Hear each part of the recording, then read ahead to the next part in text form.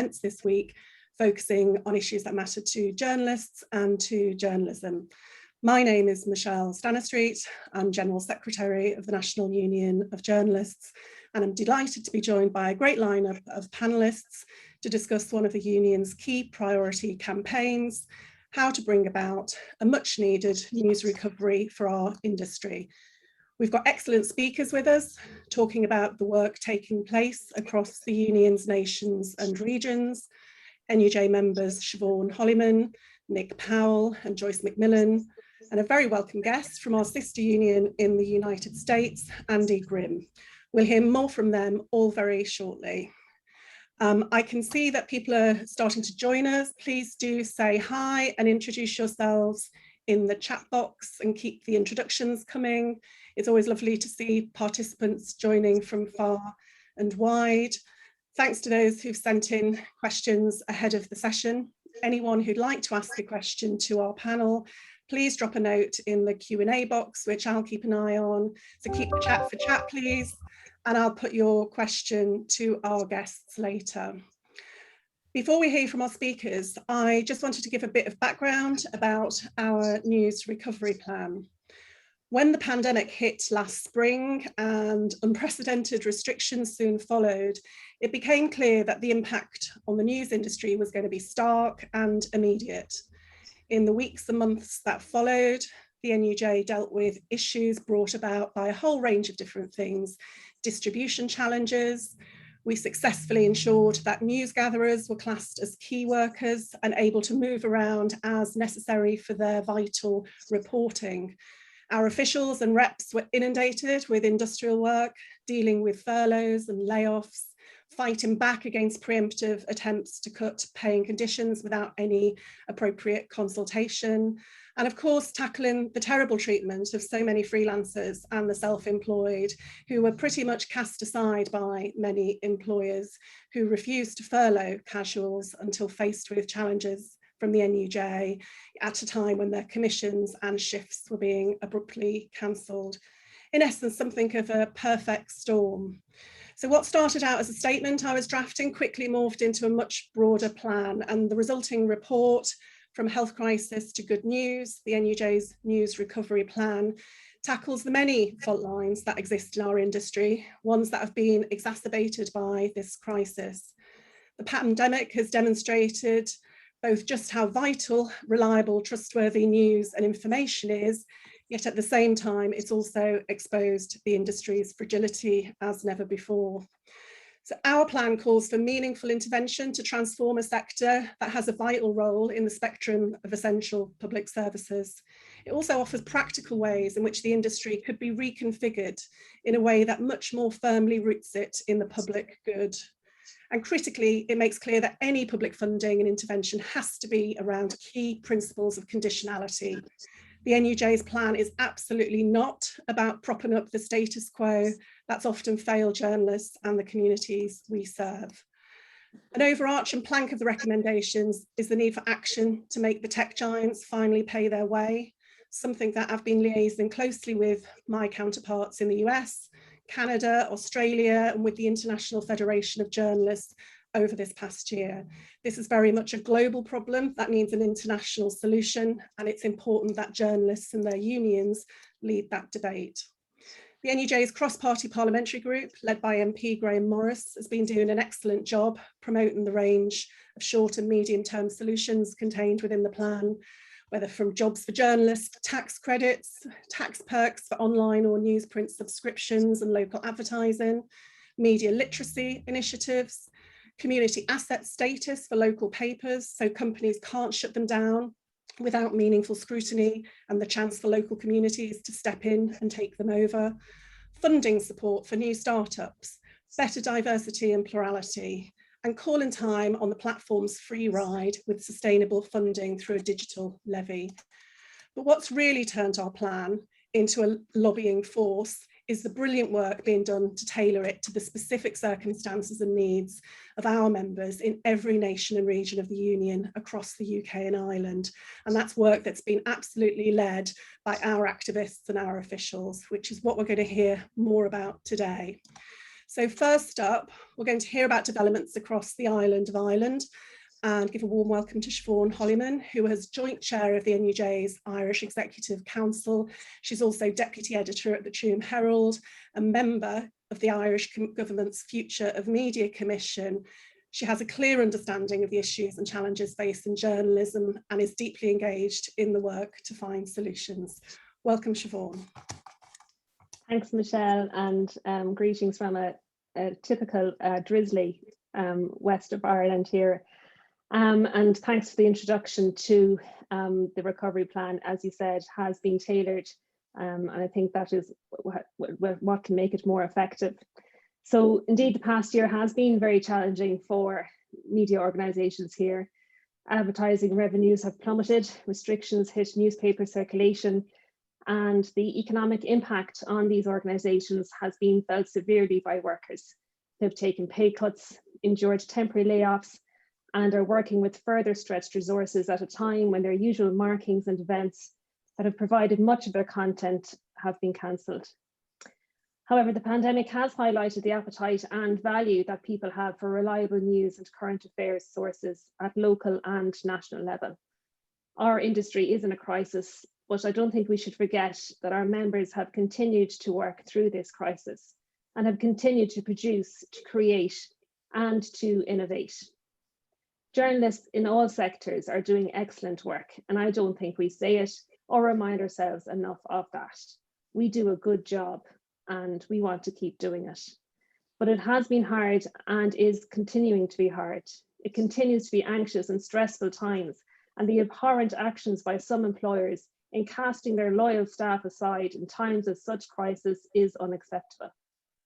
There are still journalists on furlough and reduced working hours. And while some are being brought now as businesses reopen, it has been a very slow process. The pandemic has pressed down hard on the already fragile local newspaper and radio sectors, which have been starved of investment over the past decade. The challenges facing members in the north and south are very similar here. Members are doing much more for less, and there are cuts looming in both public service broadcasters. It's just over a year since the NUJ launched its Irish News Recovery Plan, aimed at providing short, medium and more long-term proposals to assist in the recovery of the industry in Ireland. A plan to secure and protect the jobs of those currently employed and to help ensure that more jobs can be created into the future. One of the proposals put forward in the plan was the establishment of a commission that would look at all of the media in Ireland. The Future of Media Commission in Ireland was set up in September 2020 and replaced and expanded the Broadcasting Commission that was established at the end of 2019 but not progressed. As highlighted by the NUJ here, the Broadcasting Commission was too narrow in its focus, and the Future of Media Commission now has a much broader remit, perhaps too broad, it has been argued. It is examining the future of Ireland's public service broadcasters, commercial broadcasters, print and online media platforms. Its terms of reference set down by government are certainly extensive.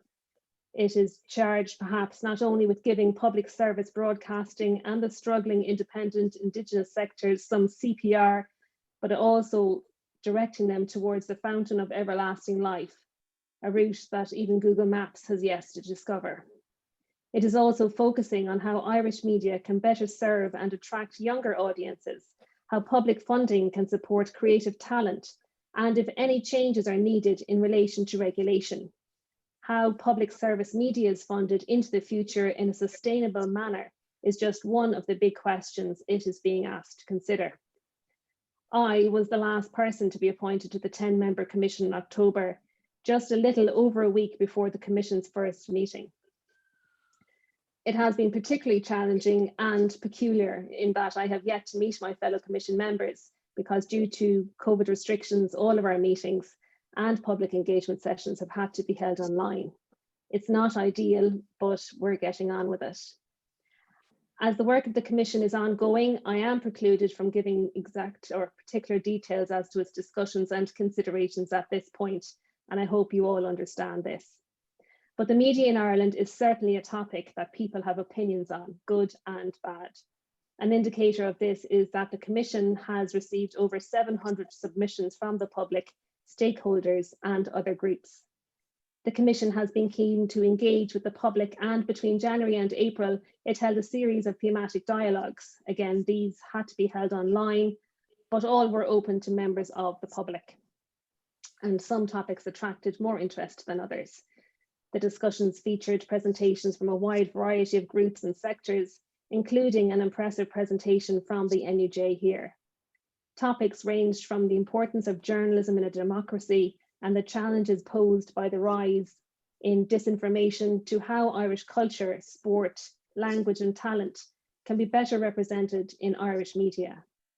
The questions of how public service media and public service content providers can be better funded were examined, as were topics relating to diversity, equality and inclusion.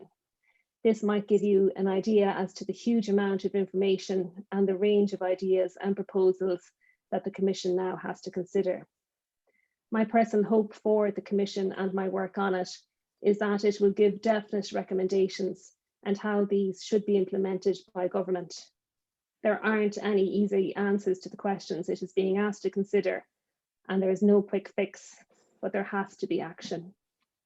The NUJ submission to the Commission drew strongly from its Irish News Recovery Plan, and both extensive documents have been used by the Irish Executive Council in their lobbying at local and national level.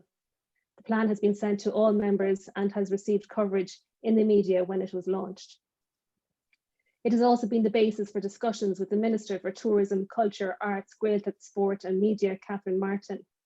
The Minister met with representatives of the IEC, and a second meeting was later held with the Minister's officials, where IEC members again stressed the need for urgent assistance for freelancers and the regional sector in particular.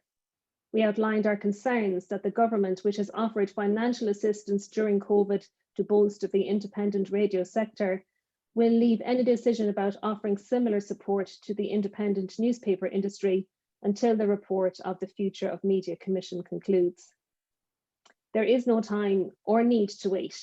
Newspapers are still very much impacted by the pandemic, and crisis support should be given now. The NUJ Recovery Plan is particularly relevant in Northern Ireland, and our branches there have worked hard to promote the plan against the backdrop of official indifference to the plight of the industry. They have succeeded in securing cross-party support at local authority level and within the Northern Ireland Assembly. The recent formation of the all-party group on the media in the Assembly is a welcome breakthrough, and branches have stressed the importance of a diverse media in a divided society. The Irish Recovery Plan highlights that public interest journalism is a public good. This might not always be what is of interest to the public at a particular time. Citizens are not best served by an online feed of public representatives or public bodies issuing their version of events and meetings. It can't be the preferred view of a sponsor or an advertiser. Our members are responsible for ethically produced content that is free from political and commercial pressure and interference. Their ability to do this has never been more difficult. Editorial resources are scarce. Newsrooms, particularly at local level, have been starved of investment, and members are asked to produce more, do more with less and for less. This is not sustainable and is not in the public interest. Despite all its challenges, there has never been such a demand for places and courses teaching journalism. Journalism and working in the media has changed from being learned on the job to one that takes 4 years or more to study. I personally fear we will soon have media mountains, piles of BA and MA scrolls, which have failed to secure their eager owners viable employment. There has been an exodus of experienced journalists into other fields too, as they fear the future in the media is too unstable and simply not worth it financially. In our efforts to highlight the value of journalism, we need to be mindful that it does not become devalued in any initiatives that are aimed to support it. We want to support jobs in the media and journalism, not hobbies or a role for a volunteer. Politicians at local and national level have been lobbied by branches in relation to the recovery plan, and the need for bold action has been stressed.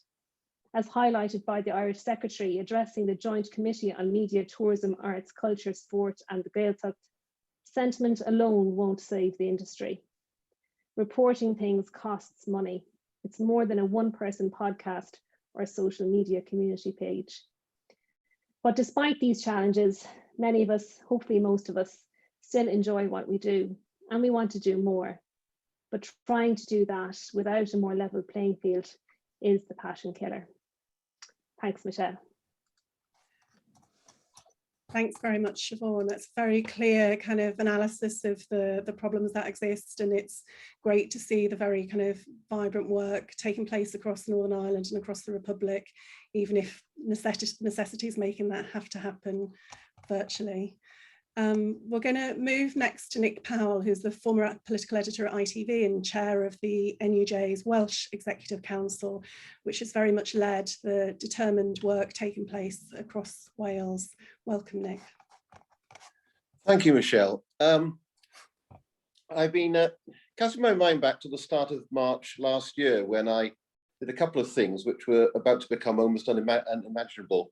I was about to embark on a long train journey, 3 hours, which would involve crossing Wales-England border twice, an activity that was soon to be discouraged. And I was going to attend a party conference, the Welsh Conservatives. Of course, COVID was already a bit of a looming large in concerns, but Boris Johnson was not going to be denied his triumphal return to Llangollen in a constituency where he'd once been defeated, but where his party had managed to take a red wall seat. Anyway, I just got on the train, phone went, it was Headland House asking me to write an article for the web. And I said, well, you're in luck. By the time I get off the train in Rwabon, I will be hitting send.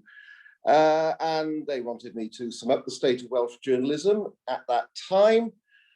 And although the Welsh government had yet to gain the extraordinary powers it would gain as a result of the coronavirus legislation, I felt a good starting point was how there was this very powerful and influential institution that was woefully underreported. It had a £16 billion budget, which would soon go sailing past 20 billion as a result of the extraordinary events that followed. An NHS that was struggling when it didn't have a single COVID patient. It owned an airport that was about to become pretty useless. And it even ran the train service, albeit via a private company, although we'll get within a few months it had nationalised it. And all of this was almost completely unnoticed in UK media of all sorts. And of course, all sorts of UK media is consumed, or are consumed, I should say, by the people of Wales. But my main point was, where was Wales's own media in all of this? And frankly, pre-pandemic, it was in a pretty weak state, weaker perhaps than it appeared. Because yes, you know, a national newspaper still appeared every morning, the Western Mail, as did its rich stablemate in the north, the Daily Post. In the main cities, there are still evening titles, even if they're actually printed overnight nowadays. And pretty much every town and valley has its own weekly. But you didn't have to dig very far into all of that. The declining sales, the often successful websites that were completely failing to produce any meaningful revenue. Those weeklies have so much shared content that it's just the front and back pages that aren't common to them all, or to most of them. In broadcasting, the shadow of the threat to the licence was very much threatening BBC Wales and S4C, and ITV was making it very clear that nothing was guaranteed beyond the current licence, which runs out in 2024. Local radio has been in something of a downward spiral of cuts and consolidation. And then the pandemic hit, a true stress test, of course, for this weakened media. And indeed, within a couple of months, I was preparing evidence for the Senate's Culture Committee. And by then, we were in a world where newspapers had literally half their staff on furlough. BBC Wales had been ordered to make multi-million-pound cuts and was making 60 people redundant. ITV Wales had been handed a a free pass by Ofcom and told it wouldn't matter if it failed to meet its programme requirements last year, which of course it duly didn't.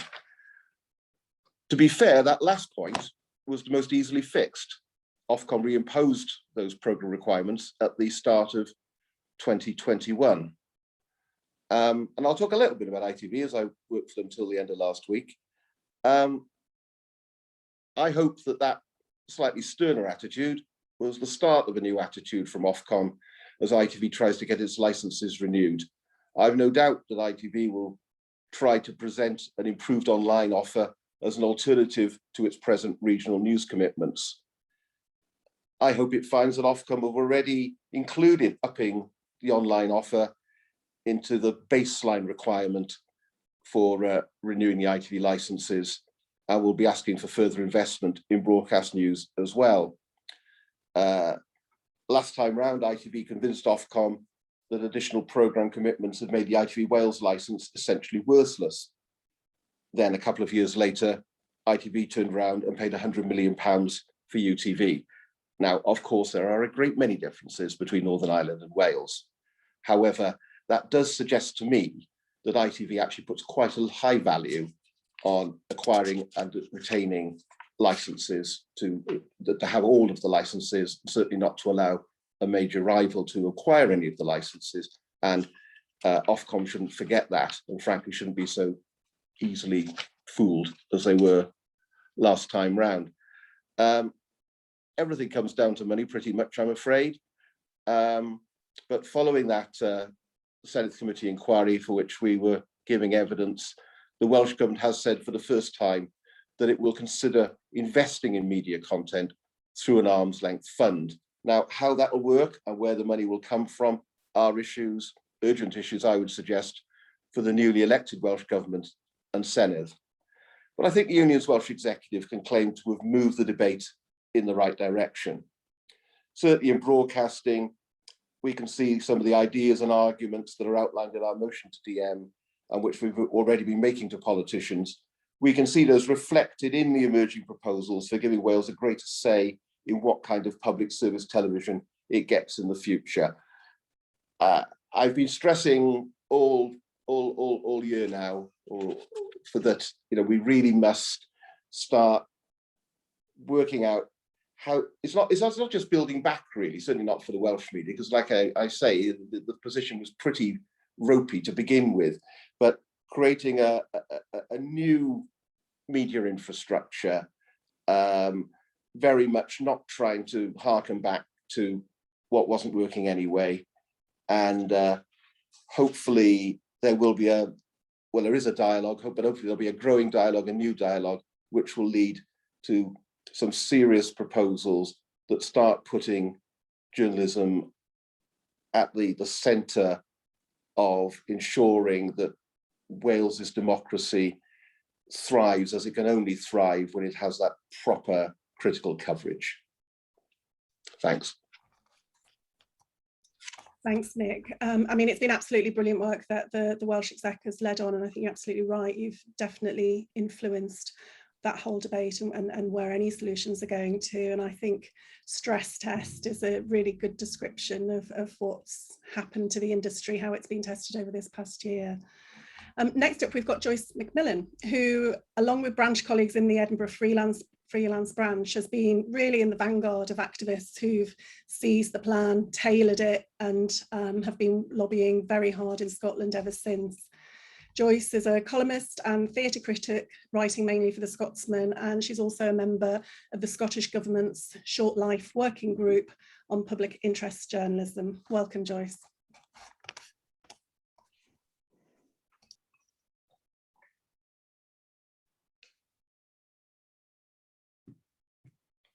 Sorry, Joyce, you're on mute. Sorry.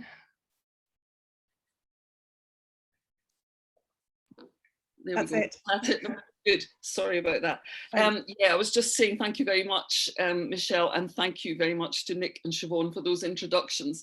It's really, really interesting to hear about what is essentially the same situation from all these different angles. It's almost like a kind of lesson in 21st century trade unionism. You know, you have to be attentive to your immediate situation and to the political structures that you're dealing with, but you also really need the solidarity and the advice and the information and the dialogue with people elsewhere as a source of ideas and support. And it's really great to have this opportunity to do that. The situation, of course, that Nick's been describing in Wales is not dissimilar to what goes on in Scotland. And the kind of abiding fact about all of this is that even before the pandemic, the investment of resources in Scottish journalism at local and national level, particularly in print journalism, was absolutely collapsing, and still is. You know, there's still no great sign of recovery in that. The same problem with local papers becoming less and less local.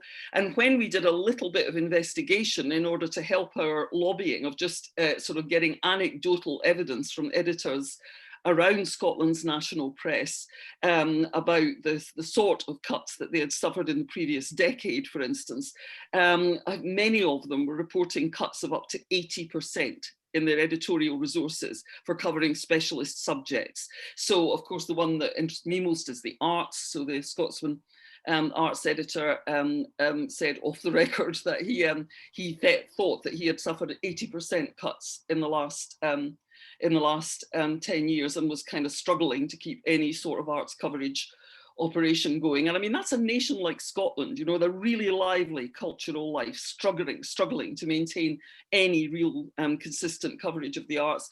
And likewise, that of course applies even more so probably to all sorts of other specialist areas that are really vital to the future of the nation, you know, everything from agriculture to education to, of course, health.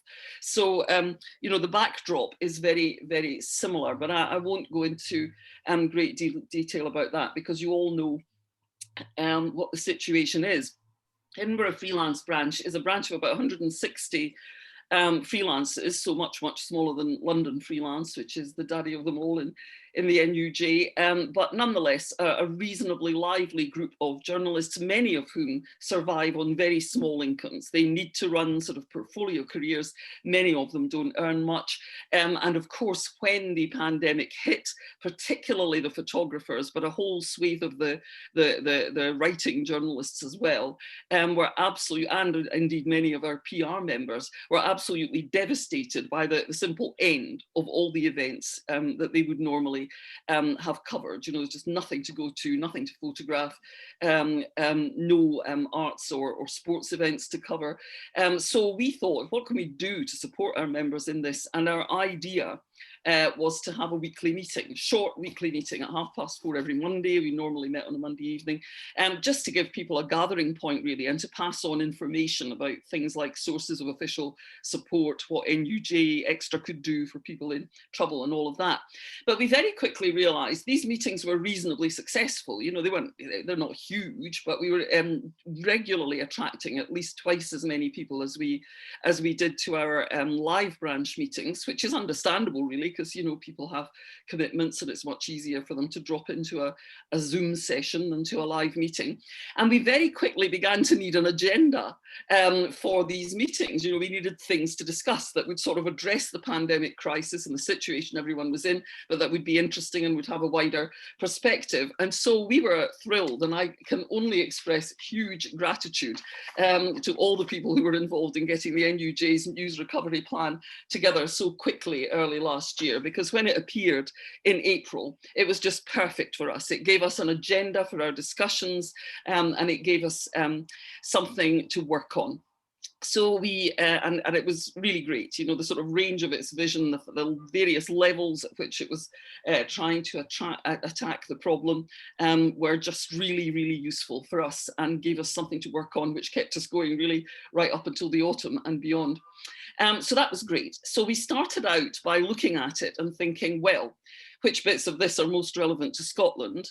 And we whittled it down a little bit, and we made a kind of shorter version of it that was a bit more focused on things that were particularly relevant in the Scottish situation.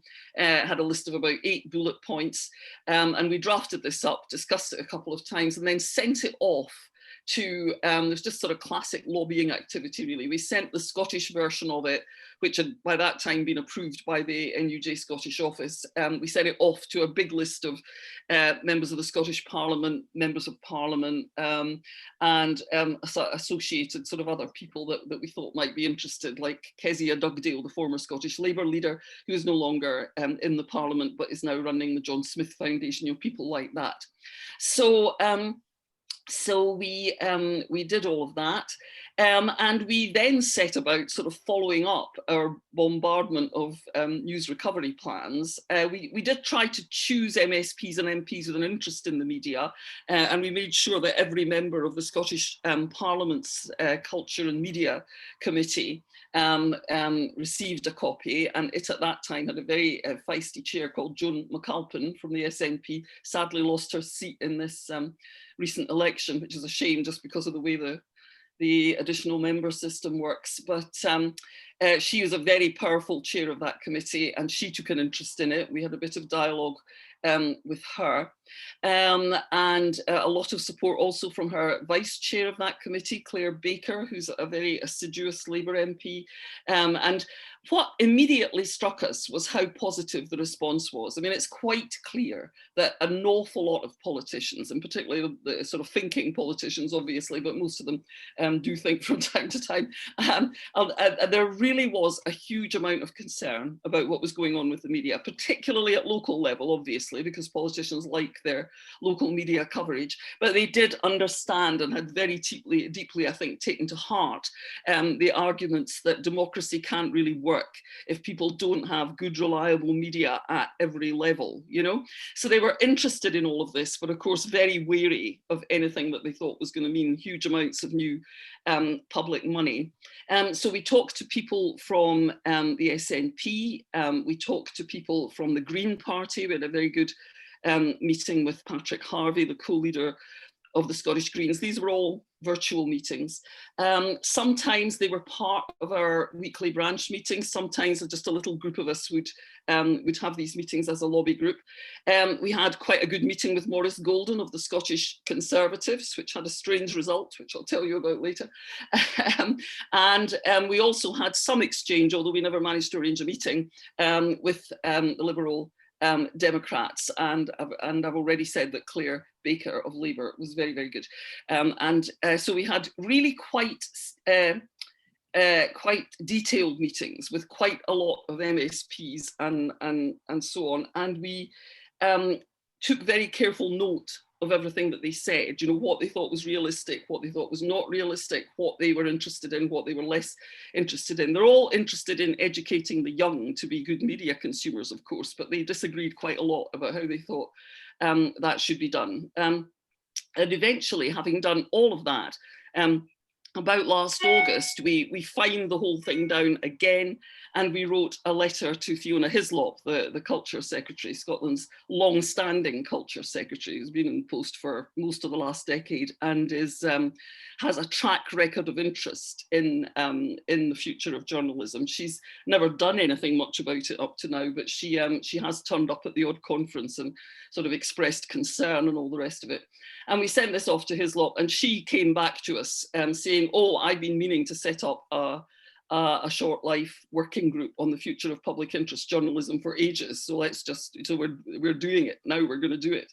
And so that was quite lucky, because it kind of put the NUJ in on the ground floor of this thing, which has got about 15 or 18 members, and about 6 of them are really there because of their NUJ connection, and that makes us into a really strong group there. You know, it wasn't a matter of being asked at the end. You know, we were there right from the outset, and the Scottish Government civil servants who are running it seem quite happy with that situation. So myself, veteran Scottish NUJ member Rob Edwards, who some of you will know, who's now running a very sort of interesting, innovative online publication called The Ferret, with a collective of other people.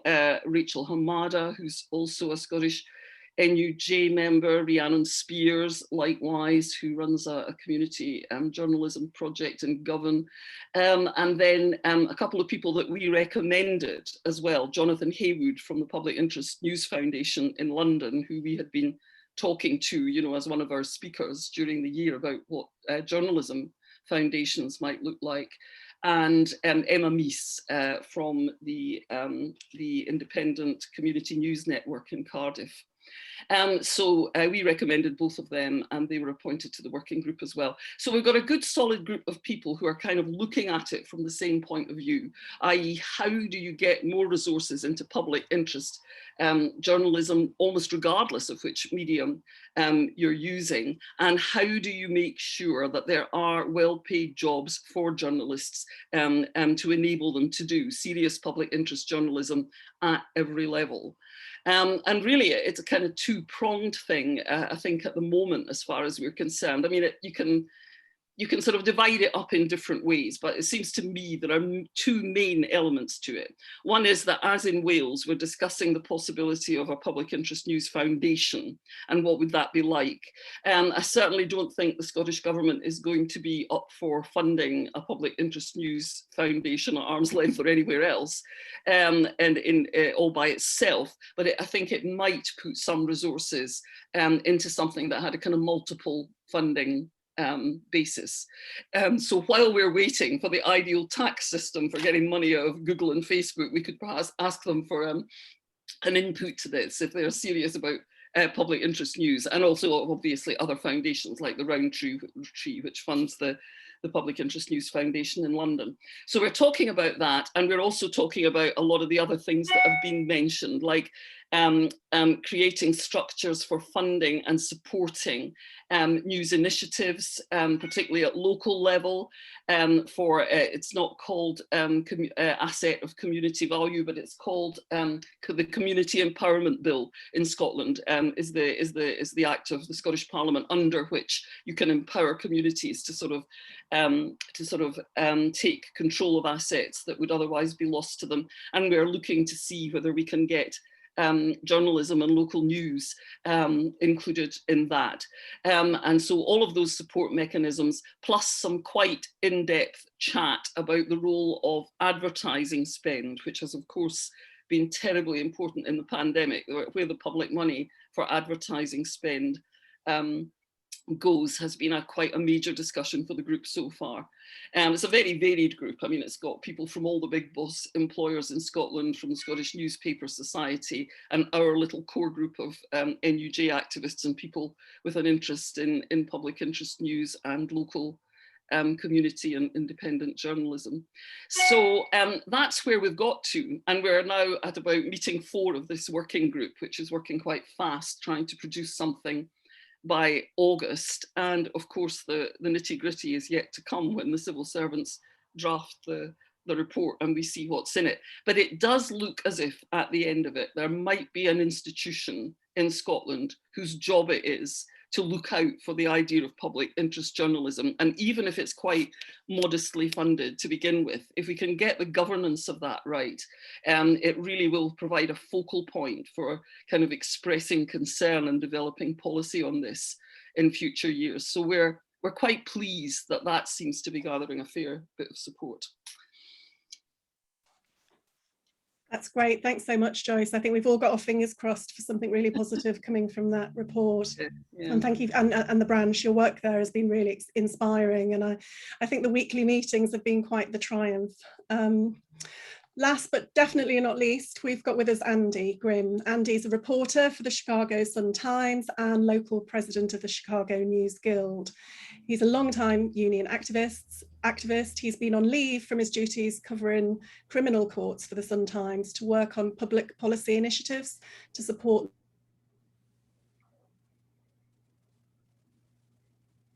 which is the biggest union representing journalists in North America. So it's great to have you with us, Andy. Lovely to be here. Thank you so much for the invitation.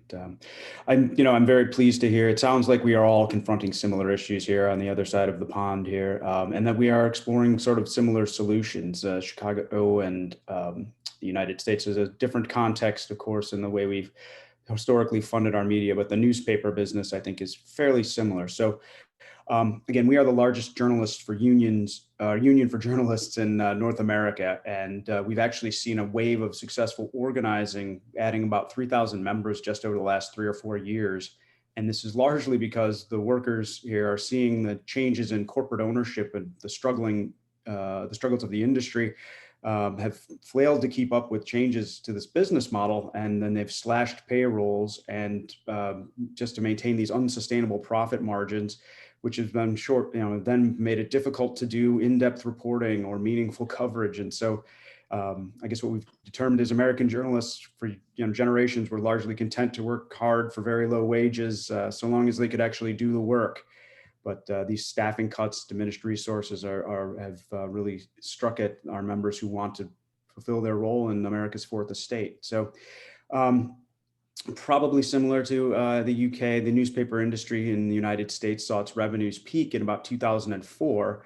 And then, in the years since, we've lost 2,100 newspapers across the United States and 36,000 journalists just in newspapers. That's about half have lost their jobs just since 2008. But now the totals that we have there don't include roughly 60 newspapers that folded just in 2020 during the pandemic. And there's an estimated about 11,000 jobs across all news media that evaporated in just the first half of 2020 during the COVID pandemic. So the revenues have been falling since 2004 and roughly in inverse proportion to the rise in digital advertising revenue that's going to tech platforms like Google and Facebook. So that comes to about $23 billion in annual revenue lost since 2008. And of course, that disruption means big cutbacks in the industry. But of course, there's another factor in the United States, and I'm not sure how prevalent this is, but here in the States, as the newspapers started entering bankruptcy during 2009, when the first sort of wave of disruption came with the Great Recession, cutting advertising revenue, we saw the entry into newspaper ownership by investors who have taken a short-term liquidation approach to the business that has truly accelerated the decline. And so our union, for the first time in decades, has taken a more aggressive role in advocating public policy solutions to support journalism. We are using the resources of our parent union, the Communication Workers of America, which has a legislative and policy, a lobbying staff. And we are trying to use connections to labor to get the ear of legislators across our United States Congress and at the state and local levels. We, in this last round of a COVID stimulus package, we were able to win payroll support loans for media outlets, which a policy that did have some modest adoption among employers. But the problem that we've had is, of course, these corporate owners are not interested in taking public monies that have any sorts of strings attached to them that would require them to retain employees. Of course, the US does not have a great history of public support for journalism. We spend a relative pittance. Well, it's not even a relative pittance, it's simply a pittance. We spend about $1.50 per capita on public media in the United States. That's the government spending. We also have a tradition of philanthropic and charitable donations to public media here in the States but by and large, we get about $400 million a year that is spent on public broadcasting, primarily here in the United States, which is actually less than we spend on the Voice of America, which broadcasts America's message to the rest of the world. In the UK, by contrast, it's about $100 per capita that is spent on public media. So we are fully market-based in the newspaper side of things. And when that advertising market collapsed, we saw the bankruptcies and the subsequent consolidation of the industry under these financial players. So with the bankrupt companies getting swept up at auction by private equity investors, these new owners primarily believed that the newspaper industry was doomed, but that they could make a lot of money on the way down. So the consolidation in the United States is fairly unprecedented, and especially when you consider that chain newspapers typically don't own, there aren't competing chains in most newspaper markets. So there's usually only one newspaper.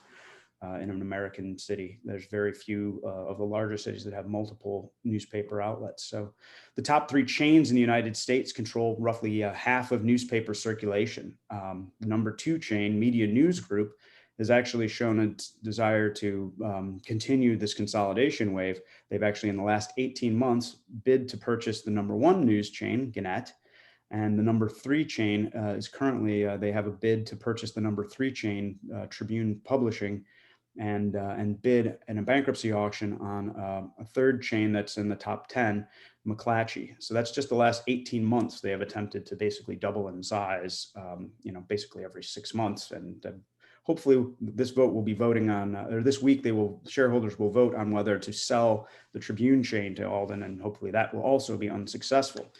Because, you're familiar, I believe, with Gannett, and they have a very bad reputation for prioritizing profits ahead of journalism. But this new crop of corporate owners is just a completely other class of indifference. So Alden Global Capital, the owner of Media News Group, within a few years of taking over a newspaper, has cut staff by 75 to 90% in some places. And this is in a period of 6 to 8 years. They actually have a controlling stake in this Tribune publishing chain, and then just since taking their ownership interest, less than 18 months ago, they have actually cut staff at these papers by 30%. So for most of our existence, the NewsGuild has shunned the endorsing specific policy ideas or making outreach to political figures to advance any particular agenda, even to support the industry. So what we have learned is, as we become more active, is that industry groups have primarily been the voice then advocating for journalism, and those groups are dominated by these large publishers who have either owe money to a hedge fund or are owned by a hedge fund outright. And so when they are advising legislators on policy solutions to the news crisis, they endorse policies that endorse more revenue into the industry, but with very few strings on how those dollars are spent.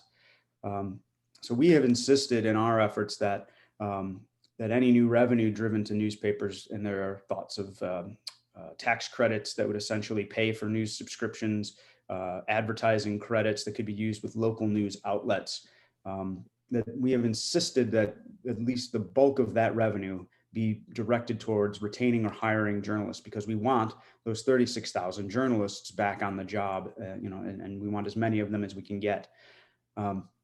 So we have found that political officials on the American left and the right agree that this loss of news coverage is a serious concern. And by and large, they blame the technology platforms for that.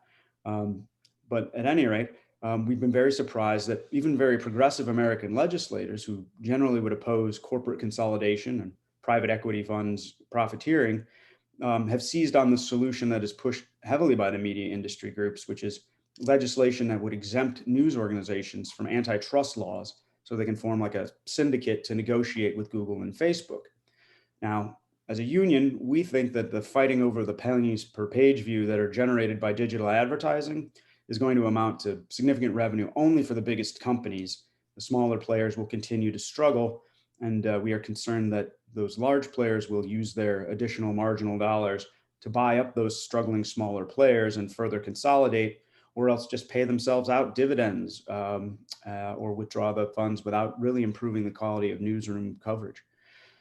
So we are interested in actually finding better owners who might be the beneficiaries of any change in public policy that steers more revenue or directly funds journalism. And we have had some innovation in the United States in an area of philanthropy that was not really on the map in even 2010. You guys are probably familiar with John Henry, the owner of the Liverpool Football Club and one of the wicked financiers behind the purported Super League. In 2013, he purchased the Boston Globe, which had been losing millions of dollars a month when it had been previously owned by the New York Times Company. Since 2013, he's run the paper as a for-profit entity, often subsidizing losses, and there have been periodic staff cuts and no raises, but the paper is relatively stable and is considered break even. And he has tried to experiment with ways to enhance local news coverage and has shown a willingness to experiment and invest in ways that the corporate owners have not. You're probably also familiar with Jeff Bezos' foray into the ownership of the Washington Post, which has also saw a lot of innovation, but has primarily leveraged the location being in the US Capitol to become sort of a national news organization. And it wouldn't necessarily a model that could be duplicated in, say, Cleveland or Chicago, and probably would not serve the local news interests of those communities. So we are focused more on these sort of on others that are like Henry in some of the large cities that have purchased a local paper and have kept local ambitions. The Philadelphia Inquirer was bought by local billionaires and donated to a charitable trust. A wealthy family in Salt Lake City, Utah, bought the newspaper there and actually made it into a charitable trust itself. So we're interested in backing proposals that will sort of supercharge a more benevolent, locally based and philanthropic-minded, civic-minded ownership. And in the months to come, that's what we'll be pushing for as well, in terms of direct funding, tax credits for payroll, and other things that'll sort of supercharge innovation in a more local model for newspaper ownership. We think there's a good time. There's an infrastructure bill that is on the table that's could stir, almost $2 trillion. And we think that the news industry in America, our infrastructure is as ragged and as neat as innovation as any part of our highway or bridge system. So that is what we're working on here in the United States, and we're very hopeful. Thanks so much, Andy. I mean, it's really sobering statistics about the job losses and the closures, but excellent organising results in the fight back that you've mobilised, and our collective fingers will be crossed for the right result on the Tribune chain as well. That's all of our contributions, which I think have all been excellent and given a sense of the real diversity of the work that's taking place across the UK and Ireland, but also across the pond on many shared challenges. So we've got some time, we've got 10 minutes or so for some questions before we finish up this evening. And I can see that a few have come into the Q&A box now. So I'm going to start with one specifically for Andy, and then another one for the rest of the panel. But Richard Palmer asks Andy, we've seen the New York Times and Washington Post build big international audiences. I believe other big city newspapers have created digital versions of their print products, for which they charge. How's that going? Are Americans willing to pay for digital news from their city newspapers?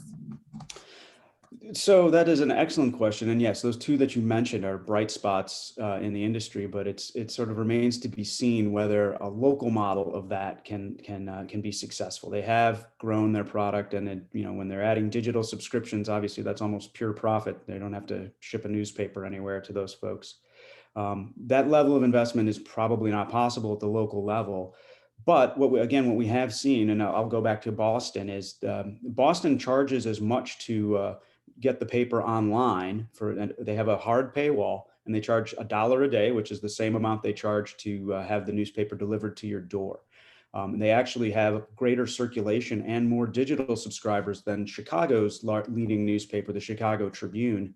The question is, with the cost of production, whether that's necessarily fair. Not every community can support spending almost $400 a year on a newspaper, and we certainly don't want to close off access to news, because the free sources of information, as you know, are largely suspect. And so, again, we think that there may in fact be a need for some sort of a subsidy to make sure that news is accessible and that there is revenue to support, a robustly staffed newsroom.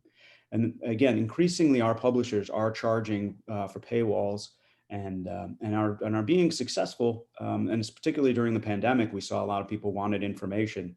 Again, the willingness to pay is, I guess, as yet undetermined, but some early results are promising. Thanks, Andy.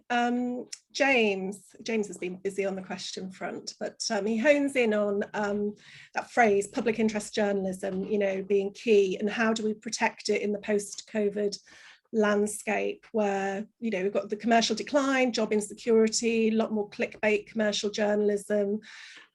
Do we go for publicly funded models, an expansion of schemes like the local democracy reporters, or do we look for different models of ownership, co-ops and not-for-profits? Now, I'm going to come first to Joyce, and then our other panelists, Nick and then Siobhan. You're on mute, Joyce. I think in answer to James's question, it's really got to be all of those possibilities, that different things work work better at different scales. You know, I think at the level of good local news, there's a lot of scope probably for creating supportive funding and legislative environments for community initiatives, so that they can really be resourced to either kind of take over local titles that are collapsing, or to initiate some real local news if their previous local title is not providing for that. If you're looking, you know, at a larger scale, like the sort of Scottish national scale, which is sort of 5 million people, then obviously you're looking more at the nature of ownership, at the kind of disaster really that has been the ownership of certainly of media in Scotland and locally by publicly quoted companies. You know, do we want to get back to that Catherine Graham model where you've got a single wealthy owner, but at least they're interested in having a newspaper, you know? And we need to discuss all of that a little bit more, I think. And if we do end up having a foundation that wants to support public interest journalism, then it will be able to act in one of its dimensions, will be to act as a forum for further discussion on all of these models. As far as direct public funding is concerned, well, I think there is some interest in the sort of BBC democracy reporting type model.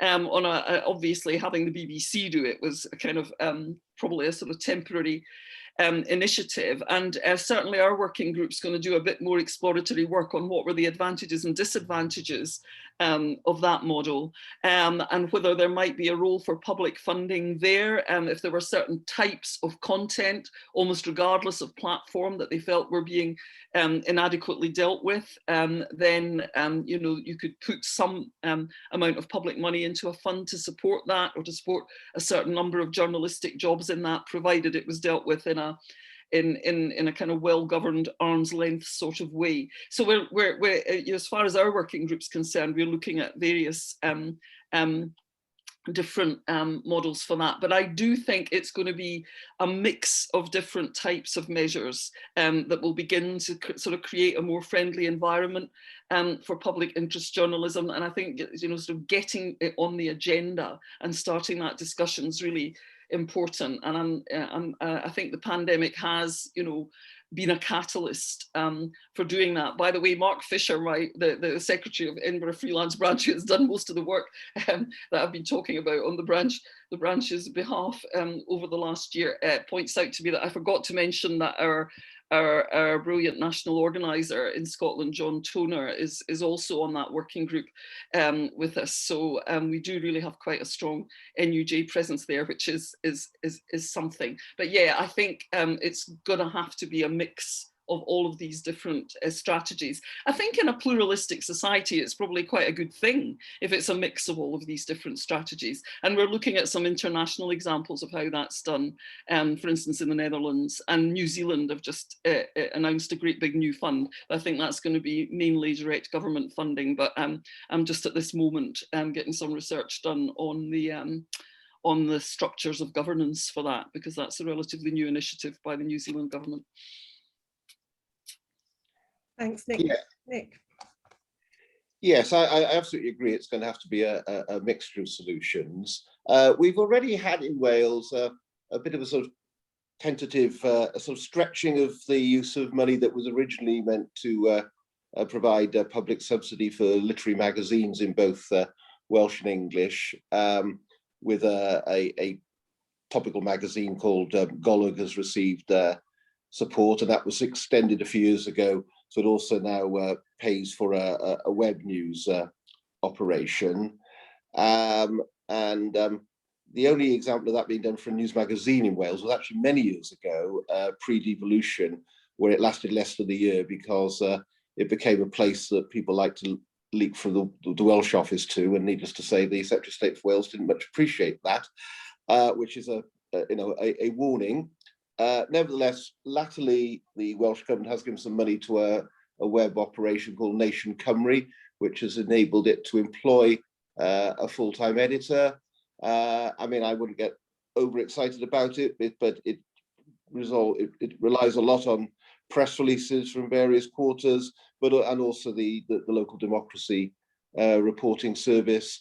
But it's something. It is another another voice in the mix that wouldn't be there otherwise. I think definitely with local papers, the weeklies, I think direct government support could be channeled in a sort of an effective way. The sums of money wouldn't be too large to cause the Welsh government sort of serious problems in finding the money, and it would. I think it could be done in a way that meant there wasn't the sort of much fear of political interference. At the other end, I mean, as I was saying initially, in broadcasting, I see it very much as to do with the quid pro quos, essentially, that that yes, of course, government can create opportunities for a commercial broadcaster like ITV to make money. I mean, originally, famously, as I think it was STV was the license to print money, but if it's not quite like that anymore, there certainly is still, in terms of prominence on platforms and so on, there's definitely still a scope for where government can go about it that way. I mean, when I was talking to the Culture Committee, I mean, I pointed out that, I mean, clearly, there is a great deal of friction between the BBC and the government as a result of the way the BBC is funded, but it does actually work, and it does pay for journalism which is plainly willing to be critical of the government and will, fiercely independent of political interference. So it is possible. I must admit, I personally find it hardest to find a way where we can make it work for the daily papers in Wales, largely because of that point that was being made a minute ago, that would those owners be willing to take money that came with conditions attached? I think that's the difficulty that we've got to find our way around there. Thanks, Nick. And Siobhan, briefly, and then I'm going to squeeze in one last question. I think your response just then, Nick, does deal with a couple of other questions that did crop up in the Q&A as well. Siobhan. Thanks, Michelle. Yes, as Joyce and Nick said, I think a multi fire it all approach is needed regarding to public interest, and to actually, I think there is an appetite for public interest support, and I think how that actually is teased out is the question. I think, in Ireland, we do have a number of, at local level, we still do have, or fortunate to have a number of, especially local newspapers who are still independently owned. They're not part of a group. They're not taken over by a big group, and perhaps we need to find a way how they can ease, if necessary, into a not-for-profit basis or similar that would have public interest at its heart and be able to secure public funding. And how public funding does go into journalism at present, and I suppose as journalists we're always quite nervous about that, that we can't be independent or that there's no transparency. But I think with proper governance and oversight that those challenges can be overcome, and it's key that we are always engaged in part of that. And central funds or innovation funds, journalism foundations, I think if they are something that can be very much looked at, and are ways forward in that. And I suppose here we have a paper, the Farmers Journal, that is operates as a trust already, and that has shown how it can be very successful in different markets as well. So there are ways to be explored, and I think it is something that there is a political appetite for. It's just finding out how it can be balanced, I suppose, between those who do and those who provide. Thanks, Siobhan. And actually, you've answered one of the last question that I was going to put to people, to our panelists, which is, as recipients of public subsidies, does that leave journalists kind of in any way exposed or subject to editorial interference? Francis and David have asked questions around that. So I think you just answered that very well, Siobhan. I'm going to come very briefly to each of our panelists for a very quick response before we finish up for this evening. So I'm going to go Joyce, Nick, Andy. Well, it's an interesting question, the question you were going to ask Michelle, and that Siobhan just partly answered.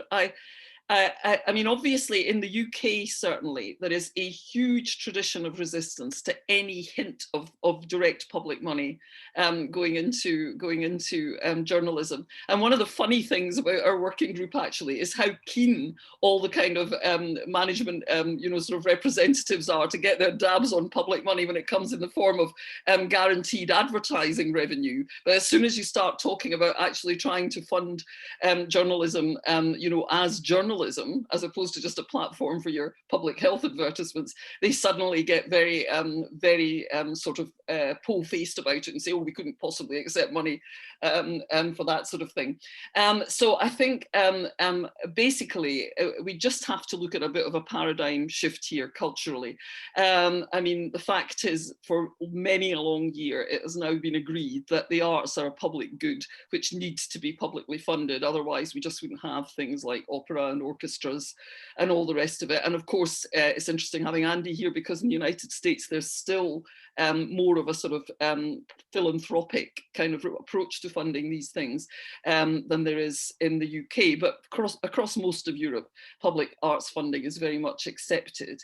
And likewise, in very large parts of Europe and in other countries too across the world, there is quite a large acceptance that public interest journalism is now under threat because of the sort of market failures surrounding the new models of it, and that something is needed. Now, obviously, that is probably going to be a combination of philanthropy, of legislative and tax relief support, and of some kind of government support. And it's for every society to decide how it achieves that and how it achieves it in ways that it feels comfortable with in terms of freedom of expression and the vital freedom of the press to do its business. But we do have models of arm's length funding, which have pretty well guaranteed freedom of expression in the arts for the last 60, 70 years. And so there are examples to work on there, both internationally and in terms of the UK's own history. And I think we've just come to that point where we can see that the old commercial mechanisms are no longer able to give us the amount of really good public interest journalism we need. Thanks, Joyce. Yeah, lots of models to look to. Nick, briefly, and then Andy. Yes, well, as I said before, of course, there will be friction.